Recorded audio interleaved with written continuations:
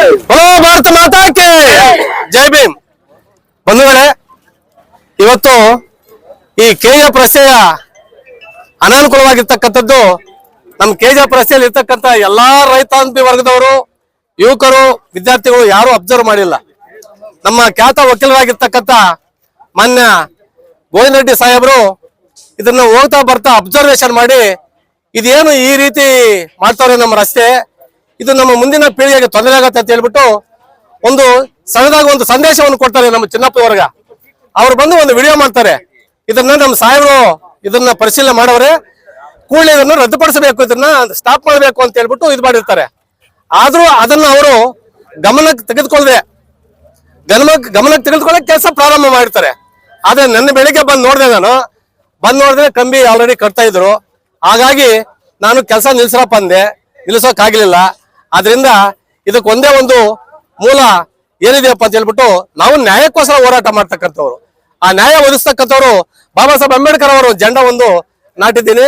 ಇದ್ರ ಒಂದು ಹಿನ್ನೆಲೆಯಲ್ಲಿ ನ್ಯಾಯ ಸಿಗತ್ತೆ, ನಮ್ಮ ಖ್ಯಾತ ವಕೀಲರು ಇದ್ದಾರೆ ಹಾಗಂತ ಹೇಳ್ಬಿಟ್ಟು ನಾವು ಇದನ್ನ ಕೈಗೆತ್ಕೊಂಡ್ರಿ. ನಿನ್ನೆ ಎಲ್ಲಾ ಫೋನ್ ಮುಖಾಂತರ ಎಲ್ಲಾ ರೈತಾಪಿ ವರ್ಗದವ್ರಿಗೂ, ಮುಖಂಡರುಗಳಿಗೂ, ಎಲ್ರಿಗೂ ಈ ಸಂದೇಶವನ್ನು ಮುಟ್ಟಿಸಿದಾಗ ಸುಮಾರು 100 ಸಂಖ್ಯೆಯಲ್ಲಿ ಜನ ಬಂದು ಇದನ್ನ ಯಾವ ರೀತಿ ಇದೆ ಏನು ಅಂತ ಹೇಳ್ಬಿಟ್ಟು ಪರಿಶೀಲನೆ ಮಾಡ್ತಾವ್ರೆ. ಬಂಧುಗಳೇ, ಇವತ್ತು ಈ ಒಂದು ರಸ್ತೆಯನ್ನು ನಾವು ತಡೆ ಹಿಡಿಯಲ್ಲ ಅಂತ ಹೇಳಿದ್ರೆ ನಮ್ಮ ಮುಂದಿನ ಪೀಳಿಗೆಗೆ ತುಂಬಾ ತೊಂದರೆ ಆಗತ್ತೆ.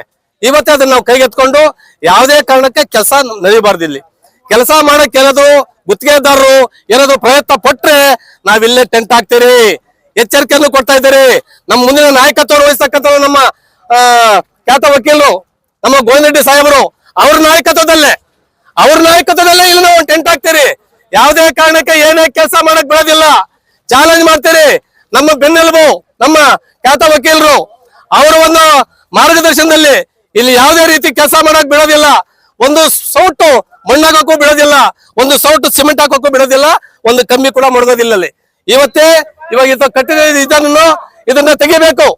ಇವತ್ತು ಇದನ್ನ ಕಟ್ಟಿರತಕ್ಕಂಥದನ್ನ ಇದನ್ನ ತೆಗಿಬೇಕು.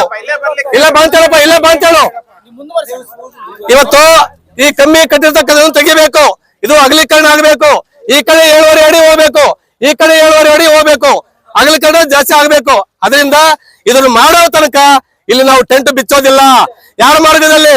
ನಮ್ಮ ಖ್ಯಾತ ವಕೀಲರ ಅವರ ಮಾರ್ಗದರ್ಶನದಲ್ಲಿ, ನಮ್ಮ ರೈತರ ಮುಖಾಂತರವಾಗಿ, ವಿದ್ಯಾರ್ಥಿಗಳ ಮುಖಾಂತರವಾಗಿ, ಯುವಕರ ಮುಖಾಂತರವಾಗಿ ಯಾವುದೇ ಕಾರಣಕ್ಕೆ ಇದನ್ನು ನಿಲ್ಲಿಸೋದಿಲ್ಲ. ಇದು ನಾವು ಕೈಗೆತ್ಕೊಂಡಿದ್ದೀರಿ, ನಾವು ನಿಲ್ಲಿಸೋದಕ್ಕೆ ಹೋಗೋದೇ ಇಲ್ಲ. ಅದೇನೇ ಆಗಲಿ ನಮ್ಗೆ ರಸ್ತೆ ಉದ್ದಾದವರೆಗೂ ಅಗಲಾದವರೆಗೂ ರಕ್ತವನ್ನು ಚೆಲ್ತಿರೋದೇ ಹೊರತು ರಸ್ತೆ ಮಾಡಕ್ ಬಿಡೋದಿಲ್ಲ ಅಂತ ಹೇಳ್ಬಿಟ್ಟು ಈ ಒಂದು ನಮ್ಮ ರೈತರ ಪರವಾಗಿ, ನಮ್ಮ ನಾಯಕರ ಪರವಾಗಿ ಘಂಟಾಕೋಶದಿಂದ ಒಂದು ಚಾಲೆಂಜ್ ಅನ್ನು ಬಿಸಾಕ್ತಾ ಇದ್ರಿ. ಯಾರ್ಕ ಗುತ್ತಿಗೆದಾರಗ ಯಾವುದೇ ಕಾರಣಕ್ಕೆ ಮಾಡೋಕ್ ಬಿಡೋದಿಲ್ಲ. ನಾವು ಇಂದುವರೆಗೂ ತಾಳ್ಮೆಯಿಂದ ಇದ್ದೀರಿ. ಅವ್ರ ಕೆಲಸ ನಿಲ್ಲಿಸಲಿಲ್ಲ, ಇನ್ನು ನಿಲ್ಲಿಸ್ತಾ ಹೋದ್ರೆ ಇನ್ನು ಬಿಡೋದೇ ಇಲ್ಲ ಅಂತ ಹೇಳ್ಬಿಟ್ಟು ಇದು ಈ ಸಂದರ್ಭದಲ್ಲಿ 4 ಮಾತು ಹೇಳೋದಕ್ಕ ಇಷ್ಟಪಡ್ತಾ ಇದ್ದೀನಿ. ಜೈ ಹಿಂದ್, ಜೈ ಭೀಮ್.